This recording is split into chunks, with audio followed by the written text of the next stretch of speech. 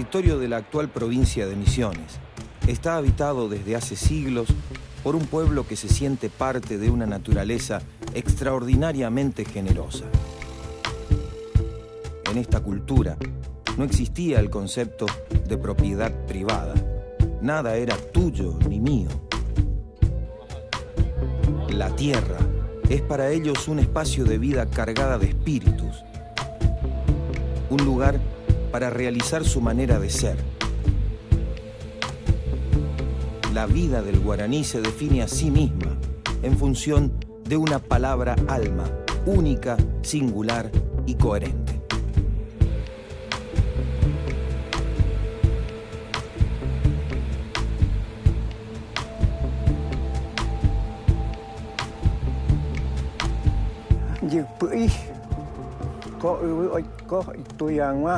Ñanderu tenonde irange impu opuarke.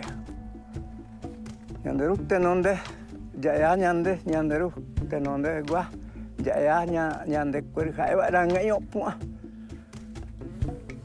Agi hae oi kwama ubu nyonoanga ko kontai kwango nyonoanga kwama ñanderu ang pe ubu teje angwa pu omo puara que pindo hai pu mai uguedi mau que tu pechai u apoio por que omo rendia ko japo era mi guapo. Estas deidades no son simplemente dioses, sino que conforman sus primeros ancestros, ¿sí? Cada niño guaraní que viene a este mundo es concebido en aquella morada que está por fuera de la tierra, ¿sí? Las narrativas míticas de los guaraníes explican que al concebirse un niño se le entrega una flor. Su dios patrocinador le entrega una flor, ¿sí? Esa flor simbólica que durante el transcurso de toda la vida de la persona habita en la coronilla de cada persona, debe ser cuidada, debe ser resguardada. ¿Por qué?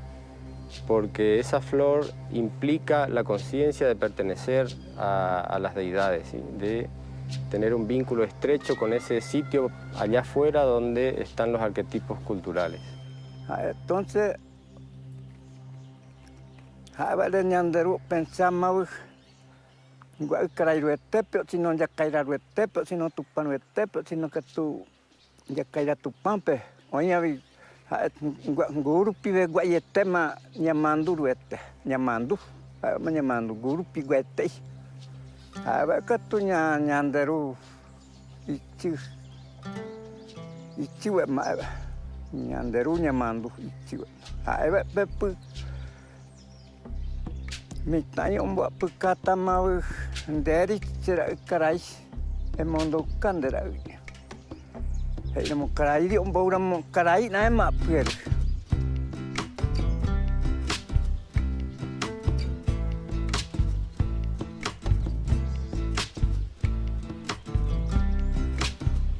Dentro de la cosmología guaraní, la selva está poblada de espíritus.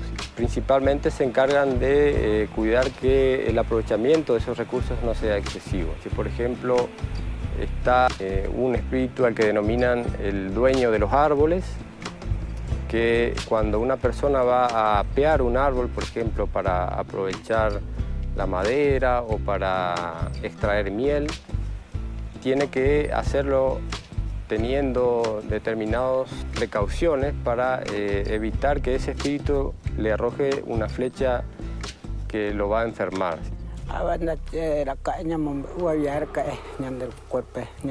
Ñanderu ñande sikope ñamombe checo ataca gure ay coico y ahora mismo namo hoy peteño pues guarda más hoy cuau ñanandu ya pues acá ya niete pues hoy la calle hoy cuarca ya este yang ahora mismo éramos hoy curi cuau ya ya venda ya y la que pesa ka guri kwai bicho ka gue ra mingwa ja wang ngoi de kau cho ja chi u je kau ja ngwan je pe alguna se no ponain pu je da je pamba e gue oren ba poreko hara myang wana myama pu oh nyanderu oi oren bo ja puchaka Sio peguain cewriverio peguain wande beyep. Ko pero nyanderu boy omoi pona in cewi pewade. Rive ipikci ko. Hai bu maknete ce ore pegua kwerma ja pona ceramo tensain ekore gyerum ba pues. Javi hecha nyangwa nyandre kwer nyandra mamino kwer javi hecha pona nyangwa le oro komombeu ore. Mira mi kringwe y tú ya cuina lo mismo. Vamos pero mombeu. Nyanderu pero mombeu. Casi que con guaco alguno tú ya cueve, sino alguno kringwe tenía pues creo pensar y tinco, o sea, más para bebé, bueno, va po estaba en el que te corre que te están va el picote. Entonces, el mingorpi alguno o más pues o pecha ore casi que người con ngoại có độ mai của đấy mà bà nó đẹp tự nhiên về mà bà ở đây cắt tuổi sẽ mà bà nó để này mình để quay về tay mình để bực tay để tay mà để quay để tay mình để bực tay cái nó ở đây rồi chán nó mi để ít mà bị bực ở đây nó bực tay rồi cái angin por lo menos porque bueno, los Mbea guaraní son apenas una parte de los pueblos guaraníes de lo que llamamos selva paranaense, es decir, una zona selvática que se extendería desde la mitad del Paraguay aproximadamente hasta el norte, hacia inclusive el río Amazonas y hasta la costa atlántica, ¿sí? Entonces hay muchos guaraníes, muchos. Estos muchos guaraníes hablan obviamente una lengua que se parece, pero que no es exactamente igual, y los Mbea son una de tantas divisiones que corresponden a una definición que los guaraníes hacen de sí mismos recién en el siglo XX. El error gravísimo sería proyectar hacia atrás, por ejemplo, hacia el siglo XVI, XVII, este nombre, Mbea guaraní, u otros nombres, Paitaiterá, Abacatueté, Axé, otros pueblos guaraníes, que los reconocemos actualmente de esa manera, pero que ignoramos de qué manera se autodefinían, por ejemplo, en la época colonial. Es decir, son etnónimos, así les llamamos, como la gente se llama a sí misma. Son etnónimos recientes, ¿sí? Corresponden claramente a un momento del proceso ya, digamos, republicano, ni siquiera colonial.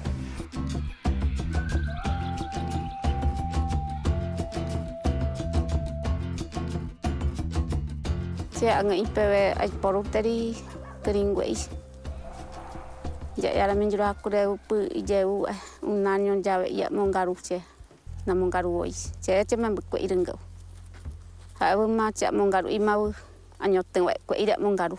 Anyoten ku ira mongaru ma. Manji o ire jet ire nanye ip cha mongaru. O ka kwa pona ya ngwa cha ya ngwa. Ha gui ka gui he yu cherang katunga putanya ka pindro anya ka e ia da mingwa ka kwa pona yangwa he chanyangwa ya da mi ai wa tari pucha ka che membe ko ipe chera miani no kwer kar kwa yu pe arani ia motenon de ya. La madera de cedro también es utilizada para los guaraníes para construir viviendas, para hacer el templo, como horcones, por ejemplo. Tradicionalmente han hecho las sillas donde se sientan los devotos a comulgar con los dioses. Las mesas donde se ponen las ofrendas a los dioses se han hecho con madera de cedro. También que hay una significación simbólica más profunda atrás, ¿sí? El aroma de la madera del cedro, según los sacerdotes guaraníes, es el vehículo por donde baja el mensaje de los dioses.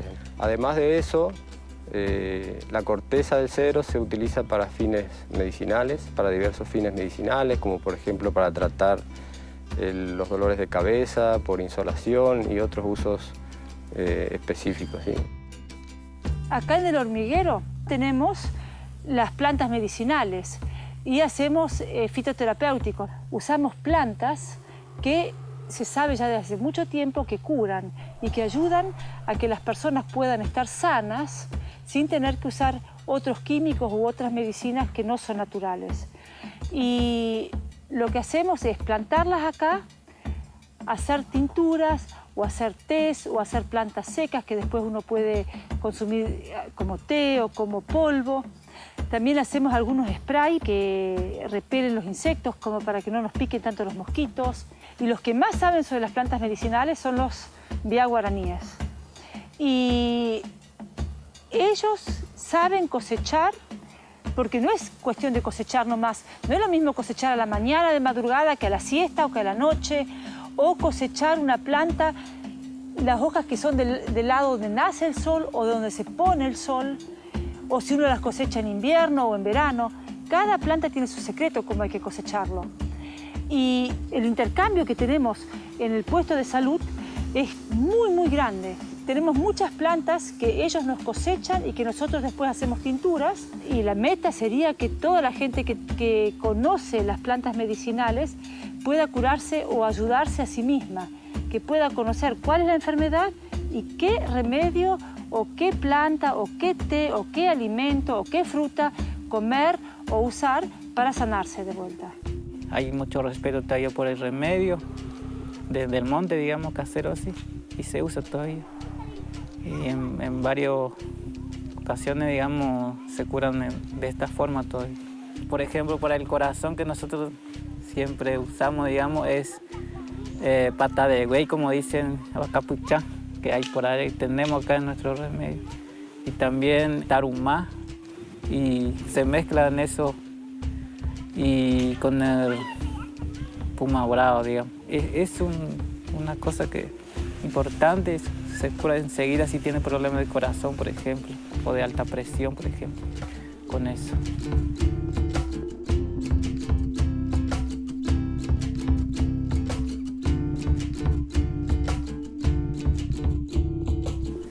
Da ella itu pahang wa punya dari petaka hore petaka kunda ini jadi pang mak entonces puare nyama eu pe sa pindo i quai teri wa ada nyama u pe roma u pe de mai wa ngu nyam de mak kerja jajerure ka gure time hem bu iya to pe taman nyam bu pe au pe wi choka gu quai ya nyam de ngona e ko to to rendi cho tai ta jo cho cả gui đâu pe oi đó mình tên da dai pot tai ngai pe oi piru ni macam poja na oi jang ang pun ka oi ja puna mà ja jo aku ja o jau ke pari ma Entonces ahora me enguague peang kak gudero te ka ya imba oi je pecete tango y ma o ne de gua la me enguapo unan ya alguna gringo pa japoi ne ahora me enguaja ya nya ma pu pesa kak gutu chai o ya ka tu oi ma je ahora me enguaca tu pona interi ahora me enguaja ya ahora me enguaja nya ma euro ma pu Acerca de la importancia del agua para las comunidades, el agua es importante en todos sus aspectos. Tupá, que etimológicamente alude al rayo, es una de las deidades que se encarga de regir el agua de las lluvias. Y el agua de las lluvias es muy importante en septiembre, octubre, porque de ella depende la buena producción del maíz. Por otra parte, los recursos hídricos, es decir, los peces de los que disponían los guaraníes tradicionalmente, hoy en día ya son escasos, ¿sí? Por diversas razones que tienen que ver con acciones nuestras de la sociedad envolvente. Por ejemplo, las grandes represas que impiden la subida de los peces aguas arriba han hecho que este recurso se vea muy disminuido.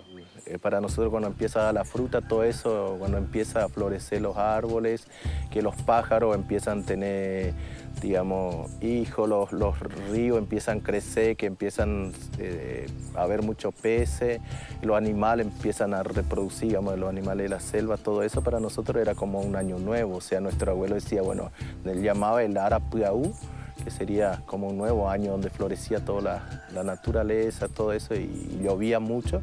Por eso justamente el 21 de septiembre, sería el año nuevo para nosotros, sería el 21 de septiembre. El humo de la pipa producido a partir de las hojas secas del tabaco, tiene una simbología bastante compleja y bastante interesante dentro de la cosmovisión guaraní, ¿sí?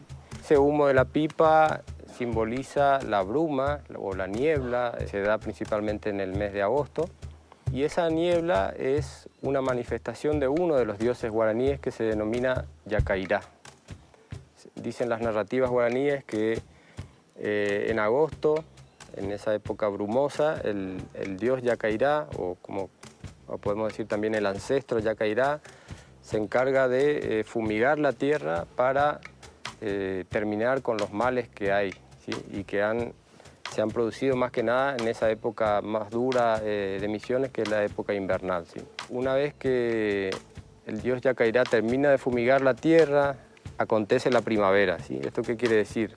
Que todos los males que había en la selva han sido subsanados y ello permite a las plantas florecer y todos los beneficios que trae la primavera, ¿sí?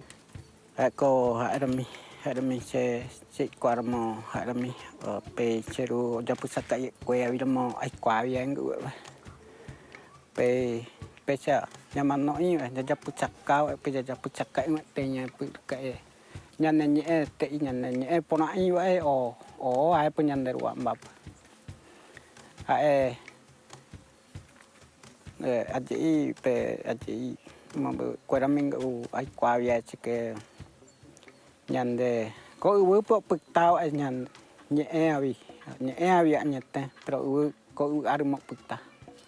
Entonces hay que tú ya ahora me ñana muy corwe ma pichendo es que ñane mangue ko no digo más. A veces anda ya upona y a veces ñandra ko indo upona no mo hay corma oñe momba ya hay corma onyan gare ko achere me na minje ko o gura cheu ya pe mañana no muy cor ñande yo sapu atapere era min warupia vinga era mi había ñe por ahí pu ñande ruamba allá oma ñande mboware ñande mboware guararo pupu mayo. La invasión europea del territorio, que luego se llamará Misiones, se produjo a lo largo del siglo XVI por dos frentes. De Asunción vendrán los españoles y desde el sur de Brasil irrumpirán los portugueses. Para los españoles, este espacio geográfico fue inicialmente una tierra de paso en busca de la anhelada salida al Pacífico y de aquel Cerro del Plata, del que hablaban las leyendas que serían realidad con la fundación de Potosí en 1545. Portugal intentaba extender sus fronteras hacia el sur, a pesar de la delimitación establecida en junio de 1494 por el Tratado de Tordesillas, firmado entre Isabel de Castilla y Juan II de Portugal, que le atribuía a cada uno de sus reinos zonas específicas en el extenso territorio americano. El tratado, que beneficiaba a España, corregía el primer reparto del mundo hecho por el Papa Alejandro VI en 1493, sin pensar en los millones de habitantes originarios del mal llamado Nuevo Continente. Los guaraníes vieron en el español una gran oportunidad en un primer momento de encontrar un aliado poderoso, específicamente en su lucha contra los guaycurúes que estaban del otro lado del río Paraguay. Más allá de eso, rápidamente en Asunción los caciques implementaron el sistema de cuñadazgo, o sea que era casar a sus hijas con los principales gobernantes españoles, y por este motivo los cuñados, o sea los hermanos de los aborígenes que se casaban, prestaban servicio a estos primeros expedicionarios españoles. Lo cierto es que en el fondo la presencia tanto española como portuguesa significó una presencia hostil y agresiva. La incorporación de los guaraníes al régimen de la encomienda, que implicaba un servicio de trabajo hacia el español, llevó a que el guaraní fuera convertido en mano de obra dentro de las haciendas españolas. La situación se volvió tan inestable debido a la presión española por capturar esa mano de obra, que comienzan a darse las primeras grandes rebeliones indígenas en la región. La triple resistencia guaranítica es la denominación que se da a los levantamientos guaraníes que se dan del 1537 al 1548. Estos levantamientos surgen por la opresión que sufrían los guaraníes por la encomienda y por las ranchadas que surgían de los primeros conquistadores de Asunción, en el cual ellos con los lenguaraces, o sea, los traductores guaraníes, incursionaban sobre tribus ubicadas dentro de la selva para producir raptos y captura de botín y de esclavos.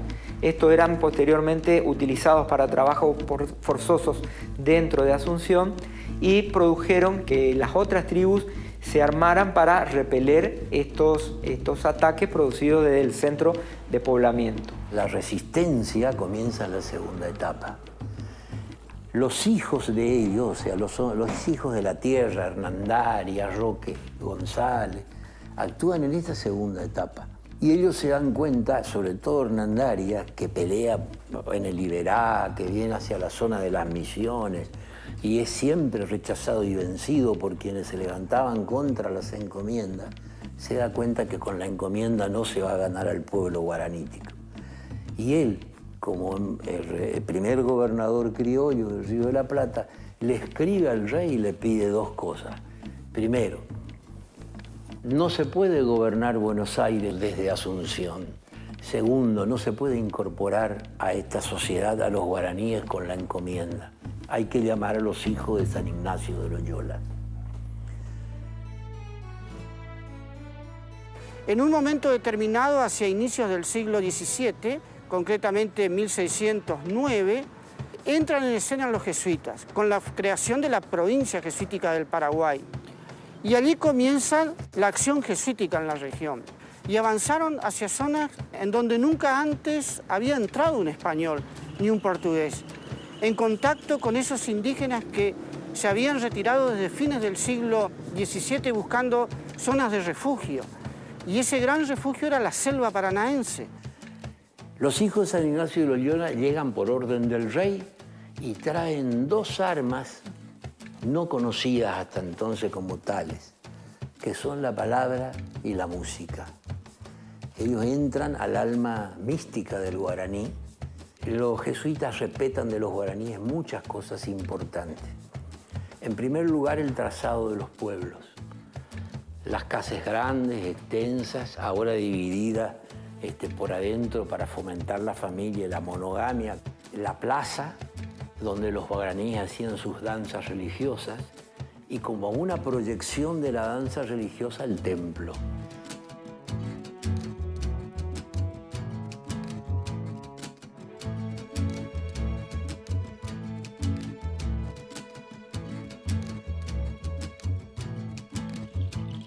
Ahora, una estrategia fundamental fue, ¿qué cosa? El recurso de la lengua.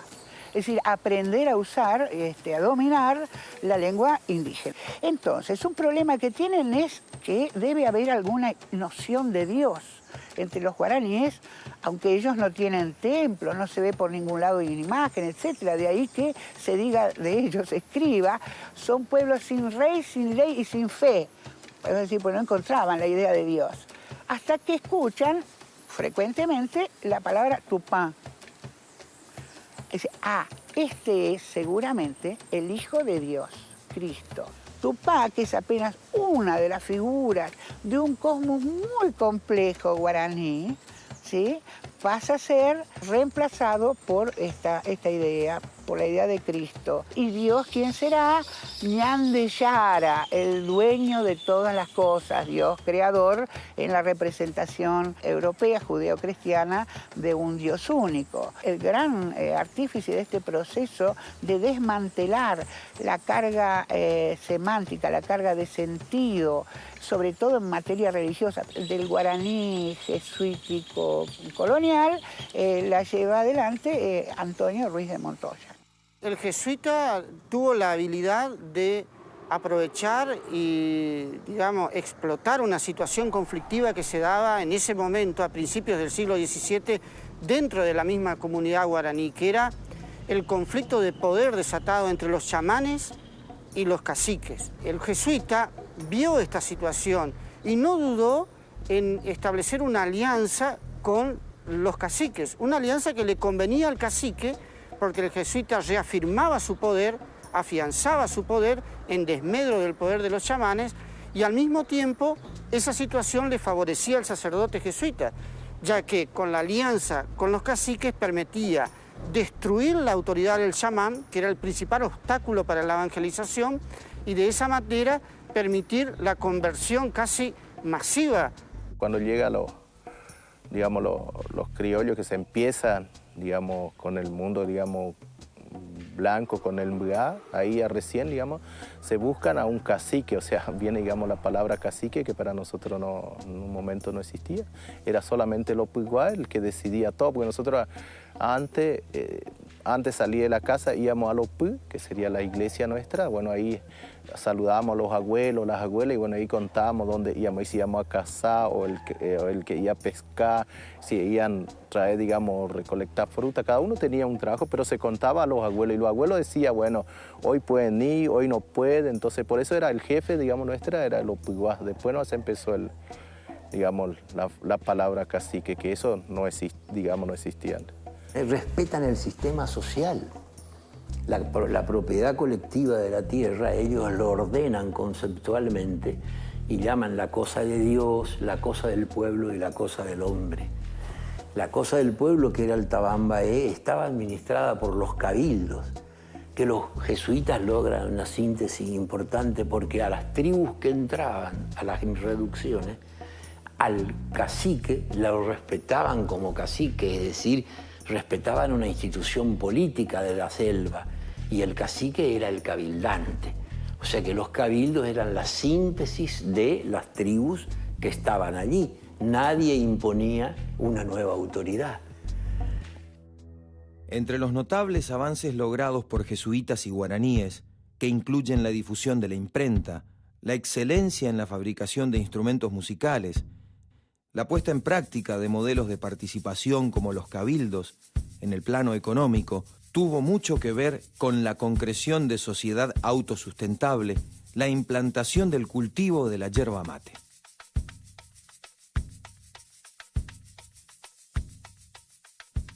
El mate, infusión emblemática de la provincia y de gran parte del actual territorio argentino, fue demonizado por las primeras autoridades coloniales españolas que prohibieron su consumo porque lo asociaban a prácticas inmorales y decían que fomentaba el desapego al trabajo. Los jesuitas, con el tiempo, advirtieron que esto no era así. Descubrieron sus propiedades medicinales, se convirtieron ellos mismos en grandes consumidores y notaron, además, que la yerba mate ofrecía grandes posibilidades económicas por el nivel de demanda existente dentro y fuera de la región. A mediados del siglo XVII, lograron domesticar su cultivo a través de la obtención de las semillas necesarias para plantarlas en sus propias misiones. Para explicarle un poco el proceso, inicia con una siembra de semillas, se elige la mejor semilla de las mejores plantas y se lo siembra en viveros hasta llevarlo a campo. Este proceso más o menos lleva un tiempo de 3 años. De ahí en adelante, al 4º año, la planta recién está preparada para ser cosechada. Una vez que la planta es cortada o cosechada, se carga en forma de raídos, los cuales son bolsas donde el tarefero carga el producto y lo es llevado a un camión para llevar a secadero.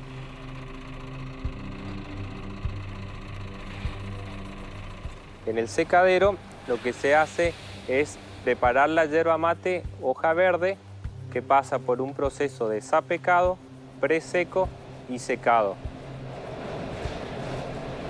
para terminar en un picado final que es llamado canchado.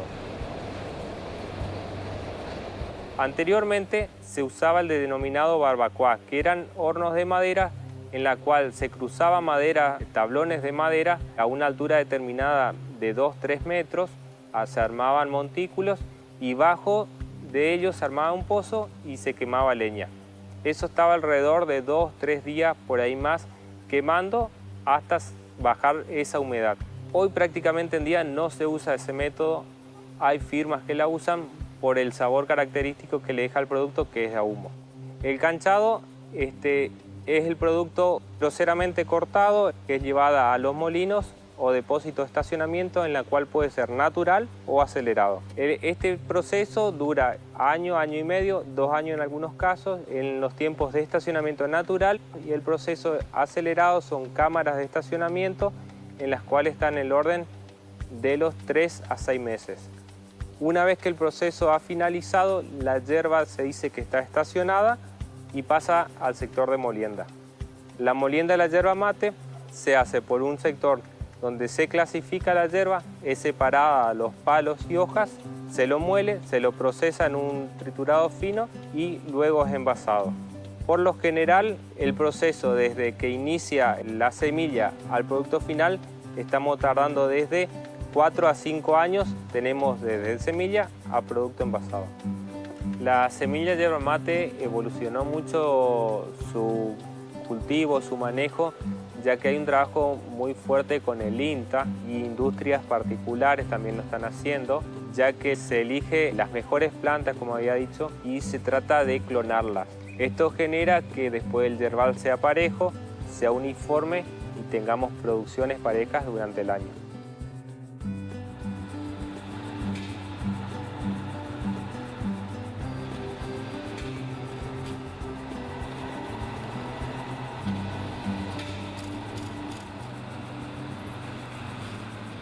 El Guairá entró en crisis hacia 1630, 1631, cuando los bandeirantes o esclavistas portugueses se animaron a entrar a las reducciones, aprovechando el conflicto que existía en Europa entre España y Portugal.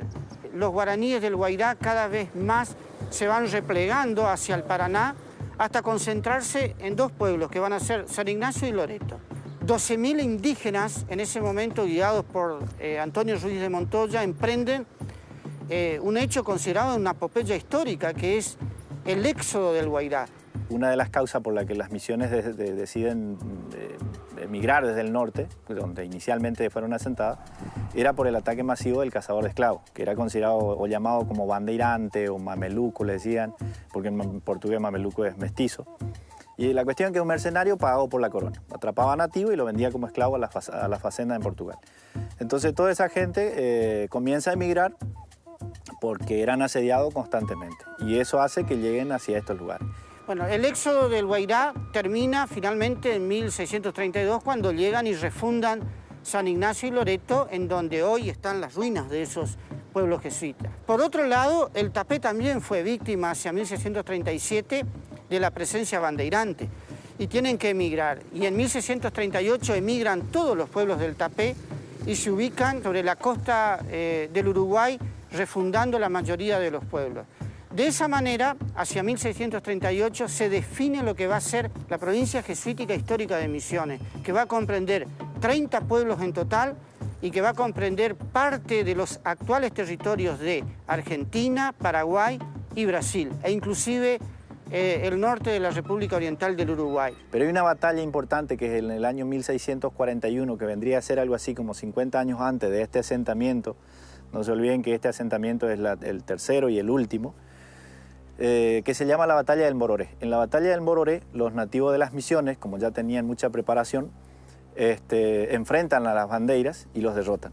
Entonces, que si bien era latente la posibilidad de ser atacado, y de hecho los ríos estaban siempre siendo recorridos por cazadores de esclavos, las misiones ya estaban más protegidas porque ya tenían un acontecimiento que marcaba el gran poderío que tenían con los pueblos. La Compañía de Jesús fue fundada por un sacerdote que previo a hacerlo era soldado de la corona española. San Ignacio de Loyola fue soldado antes de fundar la congregación, de manera que aportó disciplina militar en la formación de estos sacerdotes, y a partir de ahí también por qué tenían ese conocimiento y por qué tenían los ejércitos bien formados dentro de las misiones con los nativos.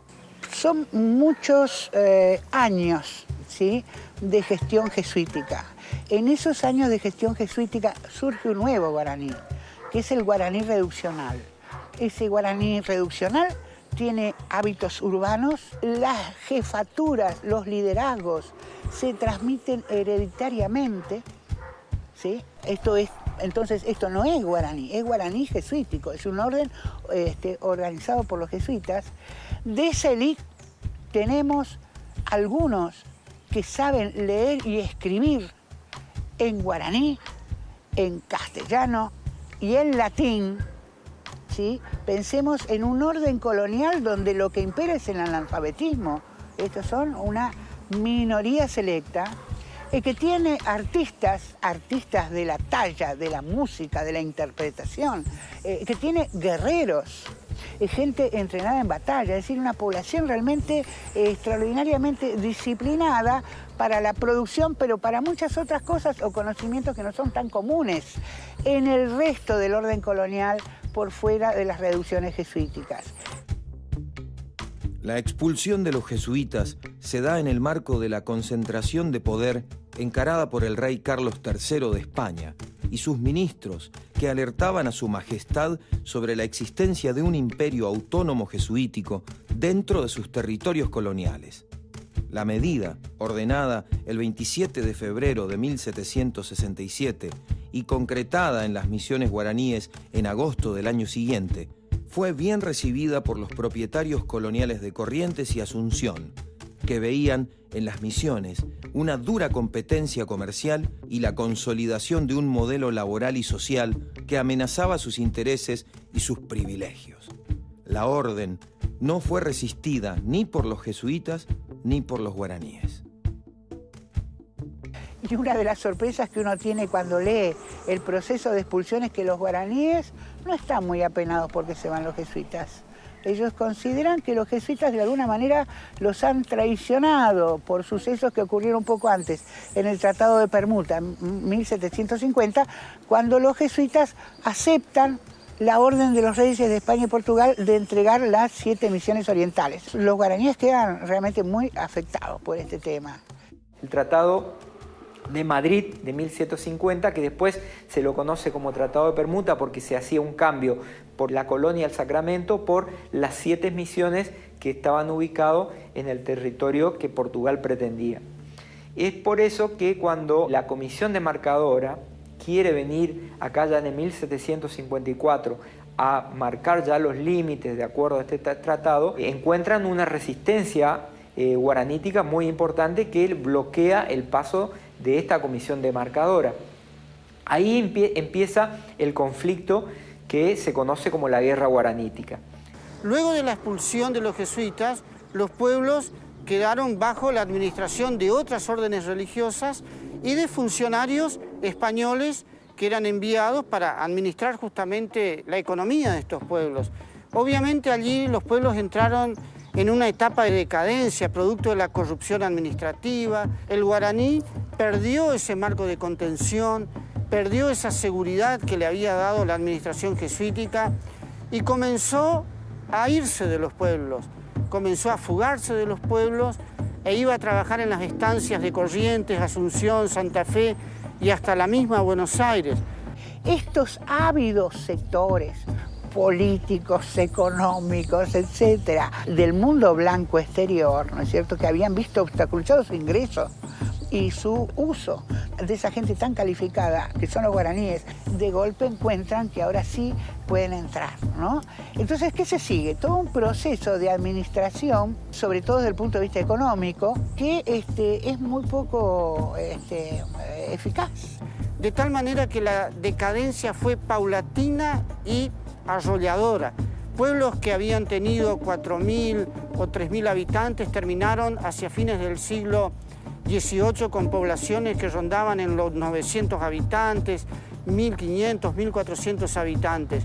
Eso marcó de algún modo la gran crisis demográfica de las misiones jesuíticas y una etapa de decadencia sin control y sin freno, que fue la que encontró a las misiones ya el proceso revolucionario de Mayo.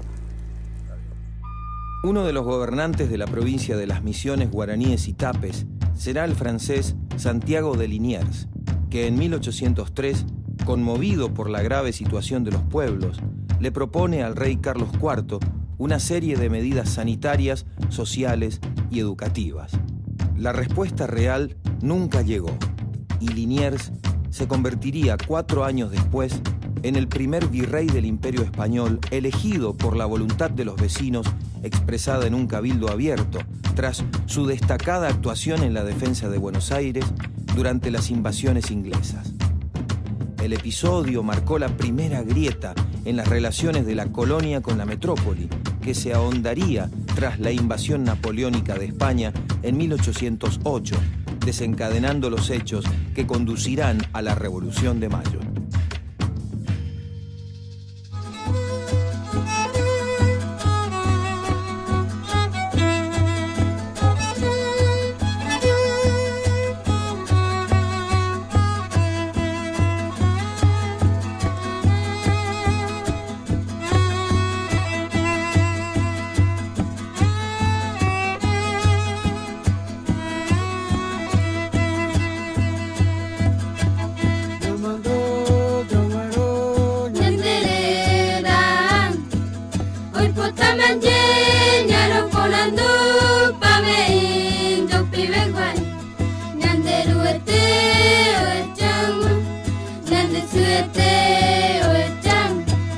Nyamandura, nyamandura,